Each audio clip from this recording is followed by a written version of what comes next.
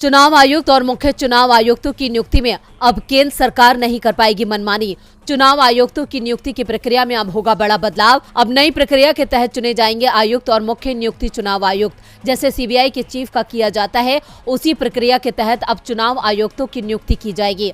Supreme court में justice K M. Joseph, justice Ajay Rastogi, justice Aniruddha Bose, justice Hrishikesh Roy और justice CT. Ravi Kumar की संवैधानिक पीठ ने इसे लेकर फैसला सुनाया है। फैसले को सुनाते हुए जस्टिस के.एम. जोसेफ ने कहा कि अब मुख्य चुनाव आयुक्त और चुनाव आयुक्तों की नियुक्ति की 3 सदस्यों की कमेटी करेगी, जिसमें पीएम, लोकसभा में नेता प्रतिपक्ष और सीजीआई शामिल होगा।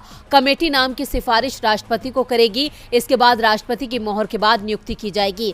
ये प्रक्रिया तब तक लागू रहेगी जब तक संसद चुनाव आयुक्तों की नियुक्ति को लेकर कोई कानून नहीं बना लेती। सुप्रीम कोर्ट ने कहा, लोकतंत्र को बनाए रखने के लिए चुनाव प्रक्रिया की स्पष्टता बनाए रखी जानी चाहिए, नहीं तो इसके अच्छे परिणाम नहीं होंगे। वोट की ताकत सुप्रीम है और इससे मजबूत से मजबूत पार्टियां भी सत्ता हार सकती हैं। इसलिए इलेक्शन कमीशन का स्वतंत्र होना जरूरी है। ये भी जरूरी है कि ये अपनी ड्यूटी संविधान के प्रावधानों के मुताबिक और कोर्ट के आदेशों के आधार पर निष्पक्ष रूप से कानून के दायरे में रहकर निभाए। दरअसल पिछली सुनवाई के दौरान सरकार ने चुनाव आयुक्त अरुण गोयल की नियुक्ति की प्रक्रिया की फाइल मांगी थी। फाइल देखने के बाद कोर्ट ने टिप्पणी की थी, चुनाव आयुक्त के अपॉइंटमेंट की फाइल बिजली की तेजी से क्लियर की गई। ये कैसा मूल्यांकन है? सवाल उनकी योग्यता पर नहीं है। हम अपॉइंटमेंट प्रोसेस पर सवाल उठा रहे हैं और अब सुप्रीम कोर्ट ने अपॉइंटमेंट प्रोसेस ही बदल दिया